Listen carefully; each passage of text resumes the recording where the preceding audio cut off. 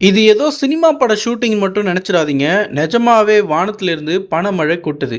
ஆமாங்க, நம்ம ஊர்ல கல்யாணத்துல அட்சத போடுற மாதிரி, இங்க கட்டுக்கட்டா பண நோட்டுகள வாரி வீசுறாங்க. இது எங்க நடந்துச்சு? எதுக்காக இவ்ளோ பணத்த அள்ளி வீசுனாங்க?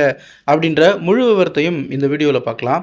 இந்த சம்பவம் குஜராத் மாநிலம் மெஹசானா மாவட்டத்துல இருக்கிற கெப்ரி அப்படின்ற ஒரு கிராமத்துல நடந்திருக்கு. அங்க இருக்கிற முன்னாள் பஞ்சாயத்து தலைவர் கரீம் ஜாதவ் வீட்ல ஒரு விசேஷம். அதாவது அவருடைய மருமகன் ரசாக்குக்கு கல்யாணம்.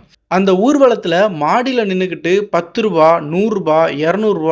500 நோட்டு வரைக்கும் கட்டுக்கட்டா கீழ வீசுறாங்க.